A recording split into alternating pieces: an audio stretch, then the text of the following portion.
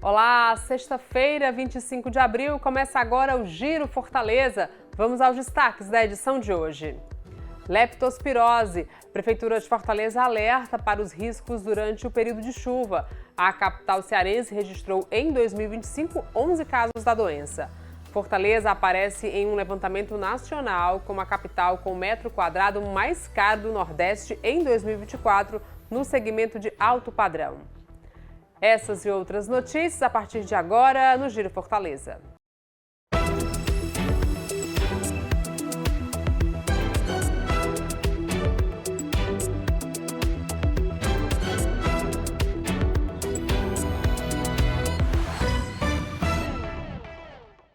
O Giro de hoje abre com um alerta da Prefeitura de Fortaleza sobre os riscos da leptospirose, doença infecciosa que pode aumentar durante o período de chuva.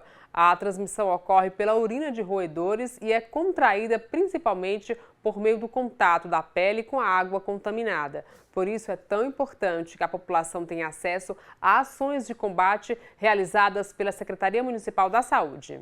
Garantir o tratamento ideal para a água que se vai consumir, evitar acúmulo de entulhos em terrenos baldios, descartar corretamente o lixo e higienizar bem alimentos de forma adequada são algumas das medidas para evitar a leptospirose. É transmitida através da urina dos roedores e ela é carreada pelas águas, pelas chuvas, por lamas contaminadas. É um período que traz uma grande preocupação justamente por isso.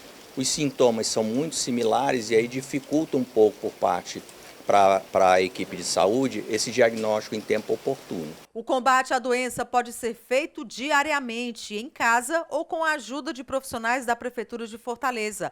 Para isso, a cidade conta com a atuação da Célula de Vigilância Ambiental, vinculada à Secretaria Municipal da Saúde.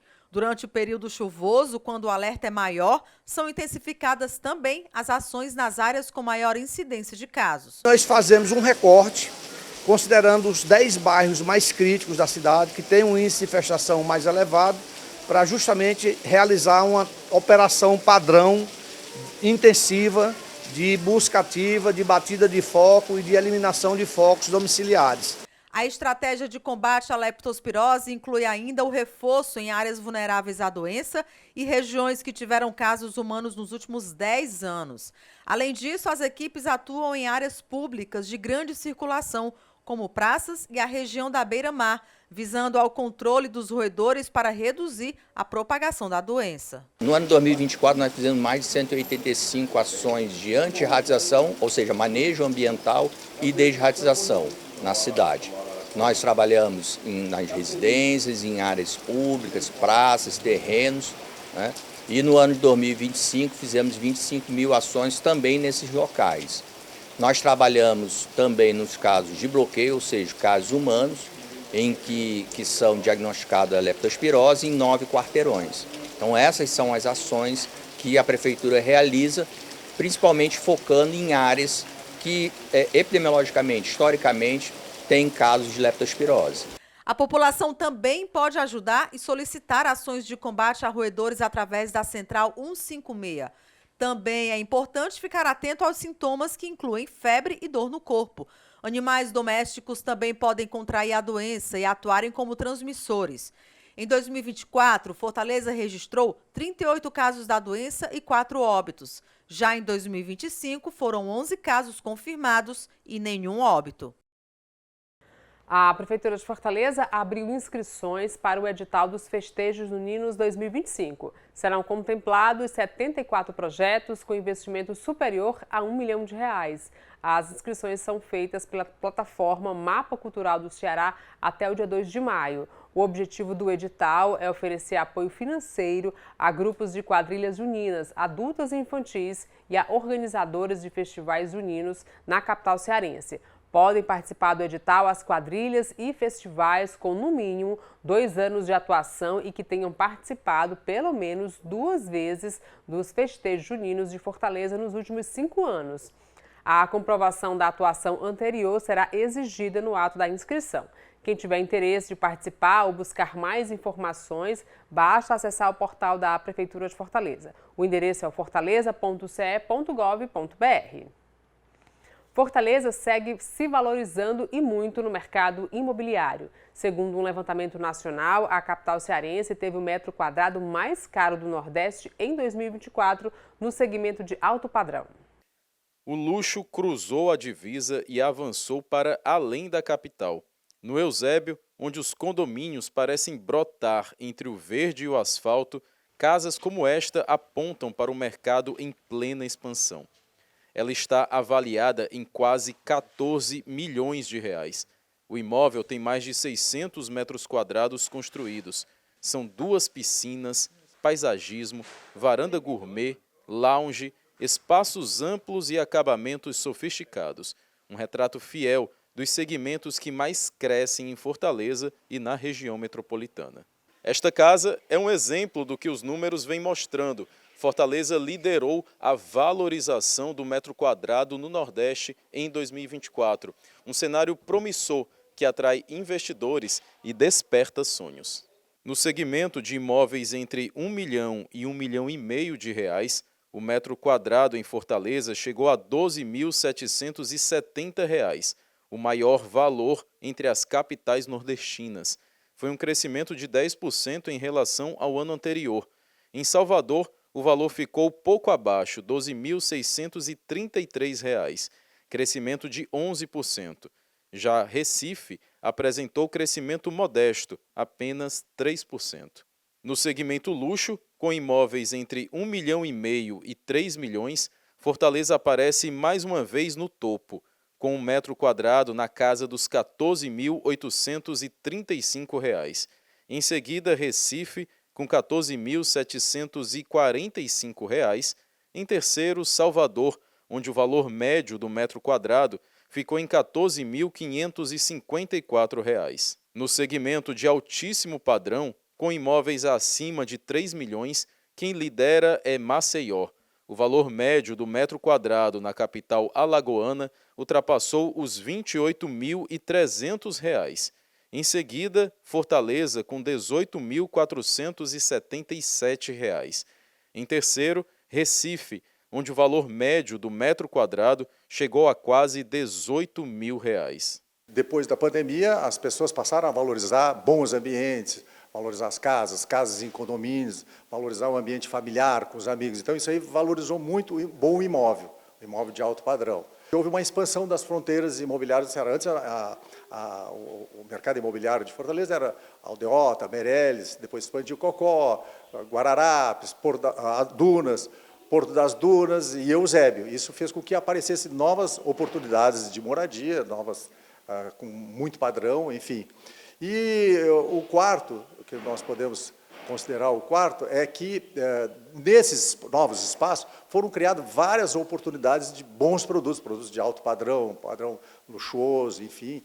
Então, isso aí tudo contribuiu para que Fortaleza tivesse um desenvolvimento do alto padrão e do luxo muito alto nos últimos anos. Além da valorização, o número de lançamentos também aumentou. Fortaleza teve um crescimento de 26% na oferta de imóveis de alto padrão em 2024. O Giro faz uma pausa rápida e, na sequência, a gente fala sobre saúde do homem. Eu volto em um minutinho, não saia daí.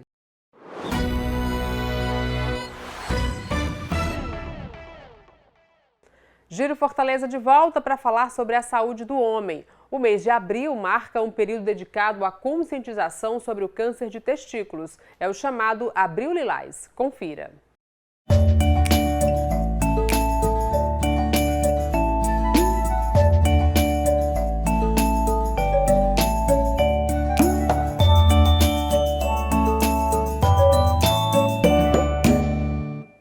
Olá, no Papo Saúde de hoje eu converso com o Dr. Emanuel Veras, médico urologista, e o nosso assunto é câncer de testículos. Apesar de ser um tipo raro, representando apenas 1% dos tumores masculinos, segundo o Instituto Nacional do Câncer, a doença exige atenção, principalmente entre os mais jovens, de 15 a 45 anos, que é a faixa etária onde ele é mais comum.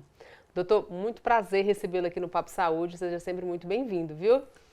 Eu já falei aí, é uma doença que atinge os homens mais novos, né? Por que os mais jovens são mais acometidos pelo câncer de testículo? Obrigado pelo convite, pela oportunidade de estar falando um pouco aqui a respeito de câncer de testículo, aproveitando esse mês, que é um mês de conscientização, de campanha de conscientização em relação ao câncer de testículo.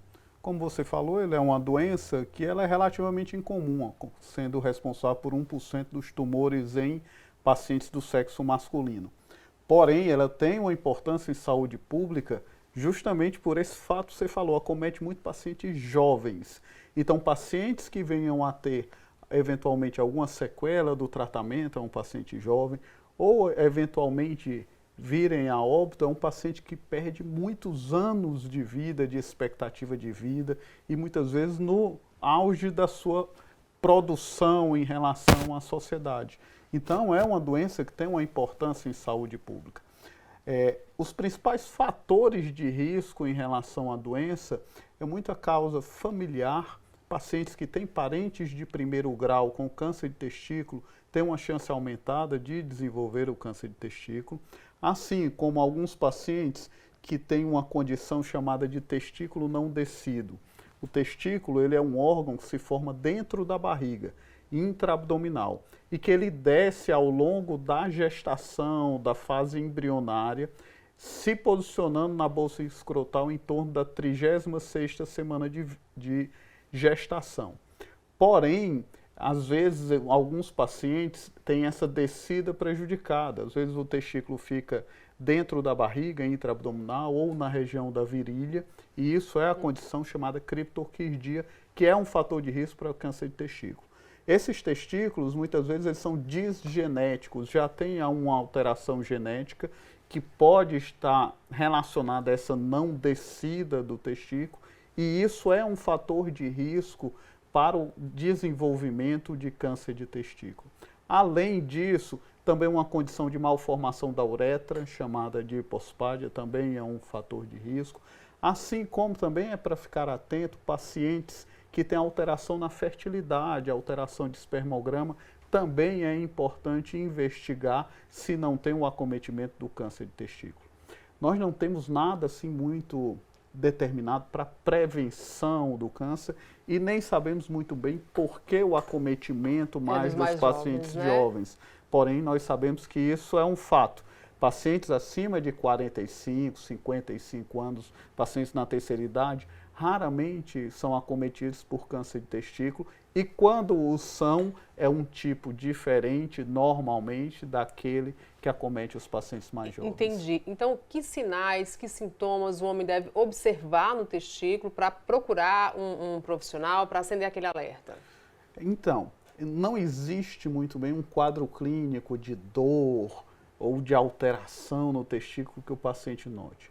Muitas vezes, o que você vai ver ao exame é algum aumento testicular, um endurecimento do testículo, o surgimento de algum nódulo. Nós não temos muito bem estabelecido um programa de rastreamento, de screening, como nós temos para o câncer de próstata, por exemplo, que todo mundo sabe que a partir dos 45, 50 anos, procurar o urologista para fazer a sua prevenção. No testículo não tem muito bem determinado isso.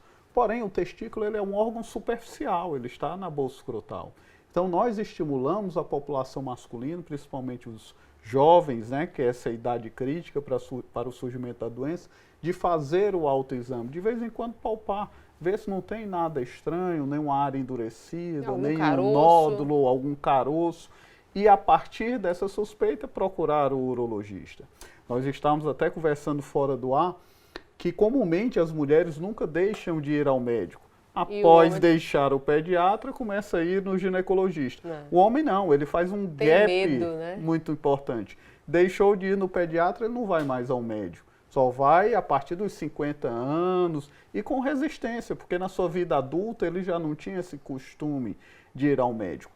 E gostaria de lembrar que o urologista também é o médico dos homens mais jovens. É importante ter esse acompanhamento. Tem que fazer parte da rotina, exato. Né? Orientações em relação à vida sexual, orientações em relação a doenças sexualmente transmissíveis, orientações urológicas em geral. Temos várias patologias, doenças que podem acometer homens mais jovens. E mais, o urologista também não é médico só de homem. né? O urologista é o médico cirurgião do aparelho urinário, né? E as mulheres têm aparelho urinário, rins, bexiga, etc. E do aparelho genital pelo masculino. menos uma vez por ano, um urologista deveria ser procurado? Sim, eu acho que tem de procurar o urologista e aí você faz um esquema de acompanhamento junto com esse urologista. Uma vez diagnosticado o câncer de testículo, doutor, como é o tratamento? O tratamento inicialmente é cirúrgico, do tumor primário, que é o tumor que normalmente, na grande maioria, ele vai surgir no testículo. Essa cirurgia normalmente é a retirada do testículo inteiro. Em alguns casos específicos, você pode retirar o tumor, tentando preservar o testículo. E após isso é feito também os exames de estadiamento para ver se vai precisar de tratamentos adicionais ou não, como tratamentos quimioterápicos e, eventualmente, tratamentos cirúrgicos de resgate em pacientes com doença fora do testículo, doença intraabdominal, que muitas vezes está indicado quando o paciente tem massas residuais intraabdominais ou em outros locais após o tratamento quimioterápico. Então, o tratamento ele consiste em tratamento cirúrgico, muitas vezes do tumor testicular e às vezes de massas fora do testículo, juntamente com o tratamento medicamentoso. E essa abordagem acaba sendo individualizada. Por exemplo, no tumor do testículo, a abordagem é pela virilha, via inguinal. Nas massas intraabdominais, essa cirurgia pode ser aberta, ela pode ser minimamente invasiva através de laparoscopia ou robótica, e aí cada caso você vai individualizando. Né? Uma mensagem importante é que o câncer de testículo ele tem tratamento muito bem definido e com altos índices de cura. Nós conseguimos obter cura em pacientes com diagnóstico de câncer de testículo em mais de 90% dos pacientes. Então, quanto mais precoce você diagnostica, mais importante e melhor serão os resultados do seu tratamento e, às vezes, com menos efeitos adversos. Uma coisa que nós sempre nos preocupamos com um tratamento oncológico, o resultado prioritário é o tratamento do câncer. Porém, idealmente com o mínimo de eventos adversos possíveis. Uma preocupação em pacientes jovens é fertilidade. Sequelas, né, da Exato. doença. A principal função do testículo é a produção de espermatozoides para a fertilidade e a produção hormonal de testosterona. E o tratamento ele pode afetar essas duas variáveis. E nós tentamos fazer um tratamento no qual tente alterar menos, né, tem menos efeitos adversos para os pacientes. Uma das sequelas é a infertilidade? Sim, nós aconselhamos sempre os pacientes, antes de iniciar o tratamento, a fazer um banco de sêmen, para poder guardar espermatozoides, no intuito de, caso esse paciente fique infértil e queira ter a sua prole, nós termos a opção da fertilização assistida com esse sêmen que o paciente congelou. E a gente está aí, doutor, no Abril Lilás, né? O que é que essa campanha ela quer mostrar, o que é que ela quer trazer, qual é o objetivo do Abril Lilás? É sempre a informação à população. Eu acho que quanto melhor a população estar informada, mais ela vai procurar a sua própria saúde, né?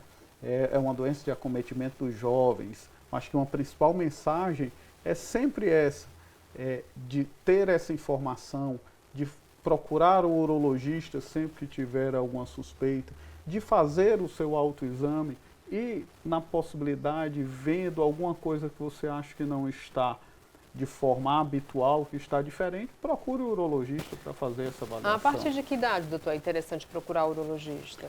Olha, nós sempre aconselhamos, muitas vezes a criança ela já vai ao urologista indicada pelo pediatra quando tem alguma alteração. Após isso, pacientes que vão iniciar a sua vida sexual, muitas vezes adolescentes, adultos jovens, esses também têm indicação de já fazer um acompanhamento, uma orientação com o urologista.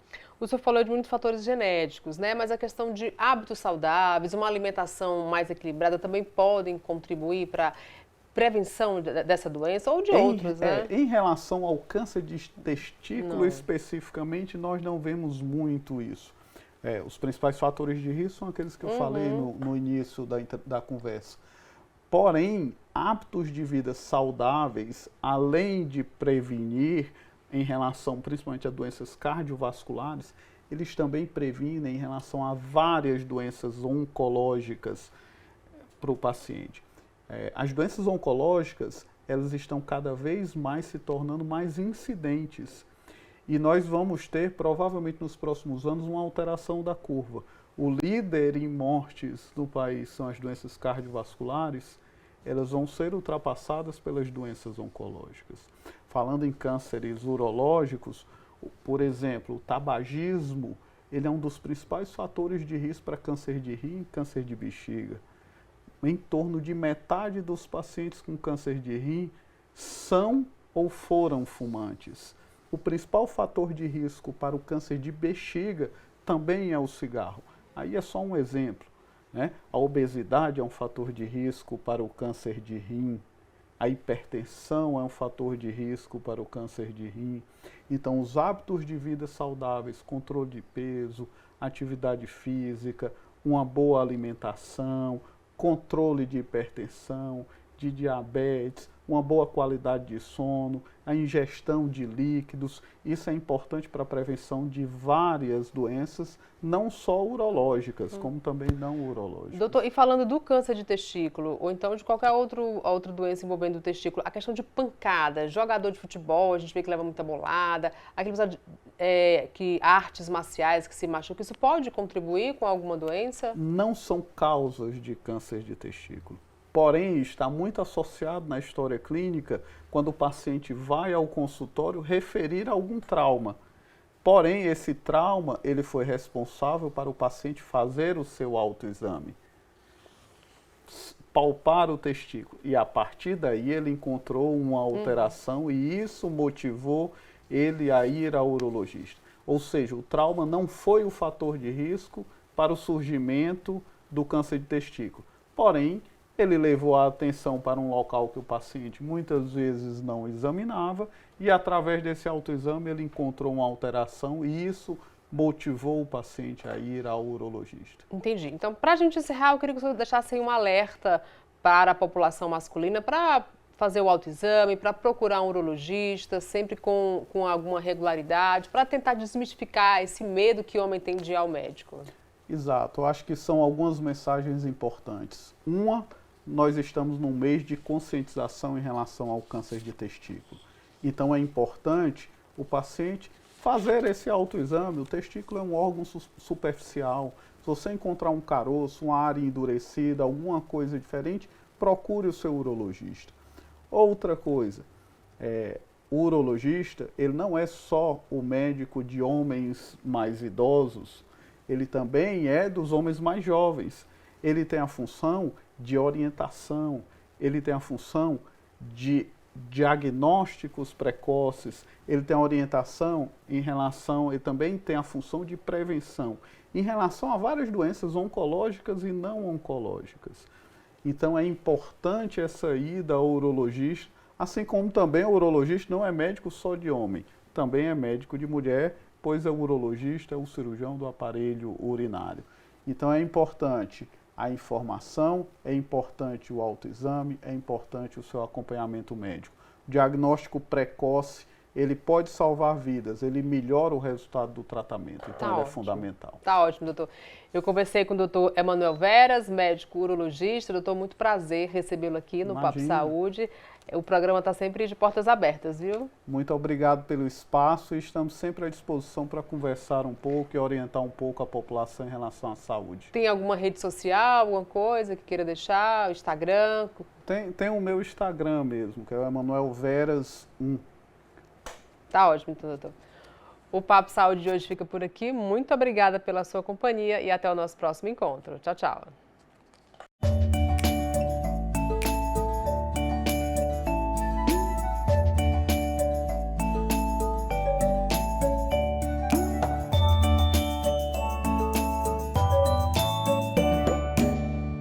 E assim a gente encerra esta edição do Giro Fortaleza. Muito obrigada pela sua companhia, um excelente fim de semana e a gente volta a se encontrar na segunda-feira, se Deus quiser. Tchau, tchau.